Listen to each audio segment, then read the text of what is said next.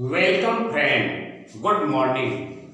तो आप लोगों को रासायनिक बल गतिकी में केमिकल काइनेटिक में हम अभिक्रिया का वेग बताए थे कि अभिकारक वह मात्रा जो एक सेकंड में उत्पाद बदल जाता है उसे अभिक्रिया का वेग कहते हैं।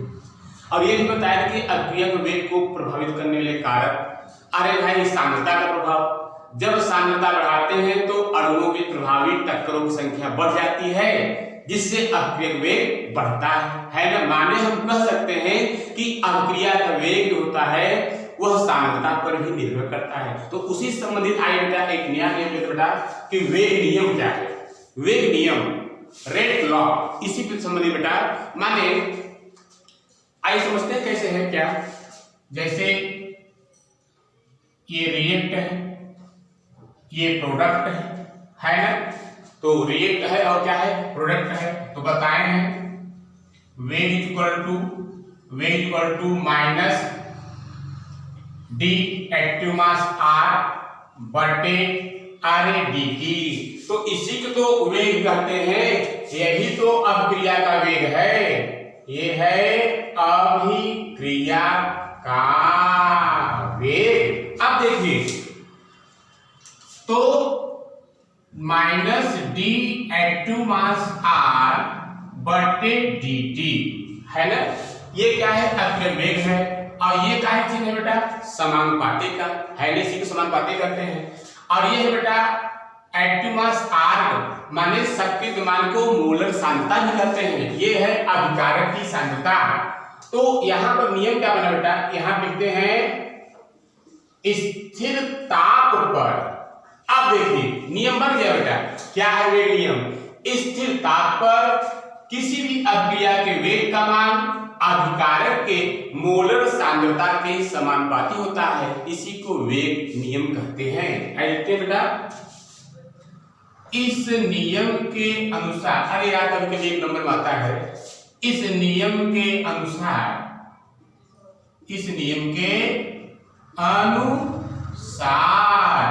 अरे भाई क्या है, स्थिर ताप पर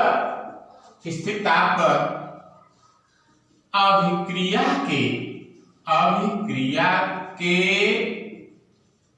वेग का मान,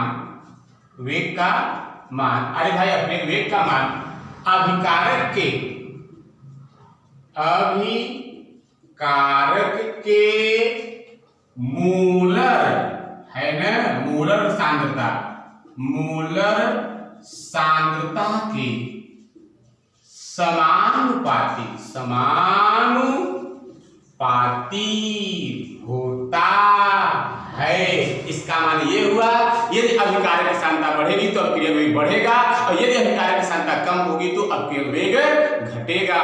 तो यही बेटा आपका क्या है, वेग का नियम है, इसी क्या कहते हैं, वेग नियम कहते हैं। इसको फिर काफी नोट कर लीजिएगा। अब देखिए एक नंबर का, अब वेग स्थिरांक क्या है, एक नंबर का भी आता है बेटा। देखिए इसमें भी क्या है, कुछ नहीं, देखिएगा ये दूसरी हेडिंग है, ये रिएक्ट है, ये प्रोडक्ट है। तो फिर वही लगाते हैं V इक्वल टू क्या होता है, माइनस अभिकारक के लिए यार बताएं ना, D एक्टिव मास R या मोलर सांद्रता, एक्टिव मास को मोलर सांद्रता भी करते हैं, बटे dt, यही तो अभिक्रिया वेग है। तो फिर क्या लिखेंगे बेटा, अभिक्रिया के वेग नियम से, अभिक्रिया के वेग नियम से, अरे क्या है, minus D active mass R molar सांद्रता dt समानुपाती अभिकारक की मोलर सांद्रता है ना। और लेकिन यहां क्या हो जाएगा, अभी वही बताए हैं, स्थिर ताप पर। अब देखिए हम जानते हैं कि जब समानुपाती को बराबर बदलते हैं तो एक नियतांक आता है, क्या होगा बेटा, तो minus D active mass R बटे डी टी इक्वल टू, अब क्या हो जाएगा के, और भाई कहां से आया ये, अरे भाई समानुपाती को जब हम बराबर बदलते हैं नियतांक आता है ना, यहां से आ जाएगा एक्टिव मास आर। अब क्या, जहां के नियतांक है इसी को वेग स्थिरांक करते हैं। जहां के एक नियतांक है, एक नियतांक है, इसी को वेग स्थिरांक कहते हैं। एक परिभाषा यह बन गया बेटा, अगर एक नंबर में आएगा यहां से इतना लिख देना तो आपको एक नंबर मिलेगा। लेकिन आइए एक और तरीका है क्या, जैसे minus D active mass R बटे dt। अब देखो, अगर यहां पर k लिख दें और इसका मान 1 मोल प्रति लीटर कर दें, अरे भाई ये जो शक्ति मान है अभिकारक की सांद्रता है, ये अभिकारक की सांद्रता 1 मोल प्रति लीटर कर दें। आप देखो प्रभु महिमा, तो जो ये क्या है बेटा, अभिक्रियक वेग है, बताया तो ये क्या है, अभिक्रियक वेग है, और ये क्या है, वेग स्थिरांक है। तो किसी भी रासायनिक अभिक्रिया के वेग स्थिरांक का मान देखो समझो ध्यान से, अरे भाई ये के वेग स्थिरांक है ना, तो किसी भी रासायनिक अभिक्रिया के वेग स्थिरांक का मान अभिकारक के उस वेग अभिक्रिया के उस वेग के बराबर होता है। किसी भी रासायनिक अभिक्रिया के वेग स्थिरांक मान अभिक्रिया के उस वेग के बराबर होता है जब अभिकारक की सांद्रता कितना हो, 1 मोल प्रति लीटर हो। तो लिखते हैं, इसको भी लिख लीजिए बेटा, इसको फिर कॉपी में लिख लीजिए, इसको भी फिर कॉपी में लिख लीजिए या करके। किसी वेग स्थिरांक का मान किसी भी रासायनिक अभिक्रिया के अभिक्रिया के वेग स्थिरांक का मान अभिक्रिया के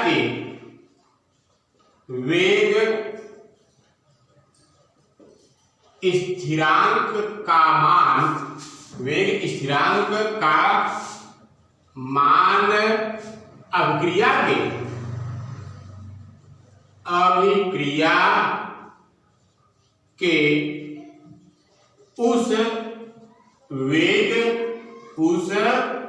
वेग के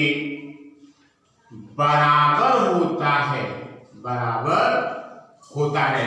फिर सुनिए, किसी भी रासायनिक अभिक्रिया के वेग स्थिरांक का मान, अभिक्रिया के उस वेग के वेग है ना बेटा, वेग है ना, अभिक्रिया के उस वेग के बराबर होता है जब अभिकारक की मोलर सांद्रता कितना हो, अरे भाई अभिकारक की मोलर सांद्रता कितना हो, अभिकारक की मोलर सांद्रता 1 मोल प्रति लीटर हो। तो बेटा एक नंबर लेने के लिए आपको यहां से यहां तक चलना पड़ेगा और लिखना पड़ेगा। आइए अब अगली हेडिंग देखते हैं। क्या है बेटा, ये भी एक नंबर के लिए हेडिंग है बेटा, क्या है, ताप गुणांक है और वेग नियम व्यंजक है। पहले हम ताप गुणांक समझते हैं। अभी हम आपको बताया कि वेग स्थिरांक है ना, वेग के को वेग स्थिरांक कहते हैं। ध्यान दीजिए, जब हम ताप का मान बढ़ाते हैं तो वेग स्थिरांक का मान भी बढ़ता है। अरे भाई बताया था कि ताप का मान 10 डिग्री सेंटीग्रेड बढ़ाने पर अभिक्रिया का वेग लगभग 2 गुना या 3 गुना हो जाता है। तो जब ताप बढ़ाते हैं तो अभिक्रिया का वेग भी बढ़ता है और वेग स्थिरांक भी बढ़ते हैं। तो ध्यान दीजिए, तो 10 डिग्री सेंटीग्रेड ताप के अंतर पर अभिक्रिया के वेग स्थिरांकों के अनुपात को क्या कहते हैं, ताप गुणांक कहते हैं। देखिए इधर, तो कैसे बनेगा बेटा, ताप गुणांक इक्वल टू K2 बटे K1। हमने बताया कि 10 डिग्री सेंटीग्रेड ताप के अंतर पे वेग स्थिरांकों के अनुपात को ताप गुणांक कहते हैं। तब कैसे बनेगा बेटा, देखिए लिख सकते हैं, अगर K1 का मान लीजिए KT, माने T डिग्री सेंटीग्रेड ताप पर T डिग्री सेंटीग्रेड ताप पर वेग स्थिरांक है ना। अब ऊपर तो क्या जाएगा के टी प्लस 10 डिग्री सेंटीग्रेड। तो देखो अगर नीचे T डिग्री सेंटीग्रेड ताप है तो ऊपर क्या हो जाएगा के टी माने T प्लस 10। तो 10 डिग्री सेंटीग्रेड ताप के 10 डिग्री सेंटीग्रेड ताप के अंतर पर अभिक्रिया के वेग स्थिरांकों के अनुपात को क्या करते हैं, ताप गुणांक करते हैं। अभी इनको हेलमंथ भी लिखवाते हैं। अच्छा ध्यान दीजिए कि वेग नियम का व्यंजक क्या है। अरे भाई कक्षा 11 में द्रव्यनुपाती क्रिया का नियम क्या था, स्थिर ताप पर रासायनिक अभिक्रिया का जो वेग होता है अभिकारकों के मोलर सांद्रताओं के गुणनफल के समानुपाती होता है। तब देखिए यहाँ पर जैसे मान लीजिए कोई रासायनिक क्रिया क्या है, अरे भाई A है B है और क्या हो रहा है बेटा, यहाँ बन रहा है equal to C plus D। अरे भाई अभिकारक के उत्पाद है, अरे मान लो इसका A मोल, इसका B मोल, इसका C मोल और इसका D मोल। तो अब देखिए जो रासायनिक अभिक्रिया का वेग होता है माने कैसे बनाएंगे, minus D active mass R बटे डी टी। अरे यही तो अभिक्रिया का वेग है, ये क्या है, रासायनिक अभिक्रिया वेग है, रासायनिक अभिक्रिया का वेग। तब तो द्रव्यनुपाती क्रिया के नियम से क्या बेटा, रासायनिक अभिक्रिया के वेग का मान जो होता है, अभिक्रिया के वेग का मान होता है अभिकारक कौन है, A है और क्या है, अभिकारक क्या है, B है। अभिकारकों के मोलर सांद्रताओं माने शक्ति दबाव बेटा, अभिकारकों के मोलर सांद्रताओं के गुणनफल के क्या होता है, समानुपाती होता है ना। तो अब ध्यान दीजिए यहाँ पर A मोल है और यहाँ पर B मोल है, यहाँ C मोल है, यहाँ D मोल है। स्टोइकियोमेट्रिक गुणांक क्या है, तो जो यहाँ स्टोइकियोमेट्रिक गुणांक है वही यहाँ पर क्या हो जाएगा, घात लग जाएगा, A पर पावर A और B पर पावर B। तो जो स्टोइकियोमेट्रिक गुणांक है वही घात लग जाएगा। अच्छा ध्यान दीजिए, अब इसको लिख सकते हैं हम minus D active mass R बटे डी इज इक्वल टू, अब यहाँ क्या आएगा, एक कांस्टेंट आएगा भाई, नियतांक आएगा के, जहाँ के क्या है, वेग स्थिरांक है। तो अब क्या हो जाएगा यहाँ पर, अब देखो एट टू मास ए और एट टू मास बी, यहाँ पर लिखेंगे बेटा ए और यहाँ पे लिखेंगे बी। अरे भाई अच्छा एक बात और सुनिए, ये अब यही क्या है आपका जो है वेग नियम का व्यंजक है, यही क्या है, वेग नियम का व्यंजक है। ये जो अभी भी जो हमने दिया ये व्यंजक, ये जो सूत्र दिया यही क्या है, वेग नियम का व्यंजक है। अब ध्यान समझिए, तो जब हम अभिक्रिया के वेग को अभिकारकों के मोलर सांद्रताओं के घातों के रूप में प्रदर्शित करते हैं, जब अभिक्रिया के वेग को अभिकारकों के सांद्रताओं के घातों के रूप में व्यक्त करते हैं तो ऐसे व्यंजक को वेग नियम व्यंजक कहते हैं, है ना। कभी कभी एक नंबर में आता है बेटा। अच्छा एक बात और सुन लीजिए, इसमें कोई जरूरी नहीं है कि जो यहाँ पर जो घात हम लगाए हो वो A और B ही हो, अर्थात स्टोइकियोमेट्रिक गुणांक की संख्या के रूप में हो। यहाँ पर घात बेटा बदल सकता है, चूंकि हर एक अभिक्रिया के लिए यह घात अलग अलग रहता है और यह केवल प्रयोगों के आधार पर आधारित होता है और प्रयोगों का आधार पर बेटा रिएक्शन पर जो अभिकारक पर घात लगाया जाता है। इसीलिए हम एक नया रूप देते हैं, हो जाएगा नया, तो नया समीकरण होगा यहाँ पर minus D active mass R बटे D T equal to K active mass A power X active mass B power यहाँ पर लिख सकते हैं वाई। तो कहने का मतलब यहाँ पे ये कोई जरूरी नहीं बेटा कि घात क्या हो, ए और बी हो। आइए लिखवाते हैं, आइए फिर कॉपी कंप्लीट करते हैं। देखिए ताप बढ़ाने पर अभिक्रिया के वेग और वेग स्थिरांक दोनों बढ़ते हैं, अभी बताए थे। अतः 10 डिग्री सेंटीग्रेड ताप के अंतर पर किसी भी रासायनिक अभिक्रिया के वेग स्थिरांकों के अनुपात को ताप गुणांक कहते हैं। सही बात भाई, जब ताप बढ़ाएंगे तो वेग स्थिरांक बढ़ता है, वेग बढ़ता है। तो अगर अभिक्रिया एक ही हो लेकिन ताप अलग अलग कर देंगे बेटा तो वेग स्थिरांक के अनुपात को ताप गुणांक कहते हैं। लेकिन ध्यान दीजिए ये जो अंतर हो बेटा 10 डिग्री सेंटीग्रेड का हो। तो देखिए क्या है, ताप गुणांक इक्वल टू K2/K1 या ताप गुणांक equal to K T plus 10 degree centigrade. माने K यहाँ पर K बेटा क्या है, वेग स्थिरांक है, लेकिन ये कितने पर है, अगर जो है एक वेग स्थिरांक T डिग्री सेंटीग्रेड ताप पर है तो दूसरा वाला क्या हो T प्लस 10 माने 10 डिग्री सेंटीग्रेड का अंतर होना चाहिए। तो अब क्या हो जाएगा, या फिर या ऐसे भी कर सकते हैं, ताप गुणांक इक्वल टू 35 डिग्री सेंटीग्रेड ताप पर वेग स्थिरांक और 25 डिग्री सेंटीग्रेड ताप पर वेग स्थिरांक का क्या बेटा अनुपात है ना। तो देखो यहाँ पर भी कितने का अंतर है, 25 है, ये क्या है 35 है, 10 का अंतर है ना। अच्छा अब आगे लिखते हैं वेग नियम व्यंजक है ना। देखिए क्या है, अरे भाई अभी बताया था आपको, द्रव अनुपाती क्रिया के नियम से स्थिर ताप पर अभिक्रिया के वेग का मान अभिकारकों के मोलर सांद्रताओं के गुणनफल के समानुपाती होता है। 11 पढ़ाए हैं बेटा। अच्छा अभी नहीं पढ़े तो देख लो, माना कोई रासायनिक अभिक्रिया क्या है, A plus small a capital A plus small b capital B equal to small c capital C plus small d capital D। तो अभिक्रिया का वेग क्या हो जाएगा, ये क्या है अभिक्रिया का वेग है ना, यही तो बताते चले आए अभिक्रिया वेग। तो यहाँ पर क्या है, यहाँ पर जो बेटा ये आपका एक्टिव मास से माने अभिकारक A की सांद्रता और गुणित अभिकारक B की सांद्रता। अच्छा यहाँ घात कैसे आया, जो यहाँ स्टोइकियोमेट्रिक गुणांक है। अब देखो यहाँ पर minus D active mass r dt equal to, जब समानुपाती को बराबर कर बेटा एक नियतांक आ गया है ना, अभी सब समझाए थे।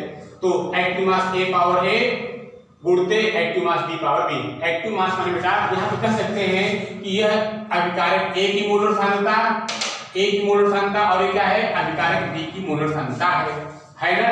और ये क्या है अभिक्रिया वेग है। तो यही क्या है वेग नियम व्यंजक है, यही क्या है वेग नियम व्यंजक है। तो अगर एक नंबर में आया बेटा इतना डिटेल करने की जरूरत नहीं, लेकिन फिर भी ये परिभाषा तुम्हारा इंपॉर्टेंट है। जब अभिक्रिया के वेग को है ना, जब अभिक्रिया के वेग को अभिकारकों के मोलर, जब अभिक्रिया के वेग को अभिकारकों के मोलर सांद्रताओं के घातों के रूप में व्यक्त करते हैं तो ऐसे व्यंजक को वेग नियम व्यंजक कहते हैं। अरे सही बात, जब अभिक्रिया के वेग को अभिकारकों के सांद्रताओं के घातों के रूप में क्या करते हैं, व्यक्त करते हैं, तो ऐसे व्यंजक को वेग नियम व्यंजक कहते हैं। अच्छा नोट क्या है, ध्यान दीजिए, यही मेन पॉइंट है, मेन टॉपिक बेटा। वेग नियम व्यंजक प्रयोगों पर निर्भर करता है, माने ये जो व्यंजक है ये प्रैक्टिकल करते हैं लैब में कि कौन अभिक्रिया क्या कर रहा है। H2O2 अगर हम हाइड्रोजन को क्लोरीन से क्रिया कराते हैं तो H2 की सांद्रता पर निर्भर करता है, क्लोरीन की सांद्रता पर निर्भर करता है, वो प्रयोगों से ही पता चलता है। हम लोग ऐसे कॉपी किताब देख नहीं कर पाएंगे कहाँ होगा। तो वेग नियम व्यंजक प्रयोगों पर निर्भर करता है, अतः संतुलित रासायनिक समीकरण देखकर घात नहीं लगा सकते। ध्यान दीजिए कि पता चला समीकरण देखकर आप फटाफट घात लगाना शुरू, ऐसी कोई बात नहीं है। इसलिए A और B के स्थान पर X और Y भी हो सकता है। माने ये जो X Y लिखे बेटा हमको नहीं मालूम है, ना आपको मालूम है, वह केवल जो है वैज्ञानिक लोग प्रैक्टिकल करके निकालेंगे, जो घात बताएंगे वही हम लोग घात लगाएंगे। अच्छा अतः क्या हो जाएगा, minus D active mass r बटे dt equal to k active mass a power x गुणित active mass b power y। Active mass माने मोलर सांद्रता बेटा। तो यहाँ पर देखिए हमने क्या काम कर दिया, अब a और b का स्थान पर क्या करते हैं, हमने x और y लगा दिया। ठीक है ना। तो बेटा कल मिलेंगे बेटा।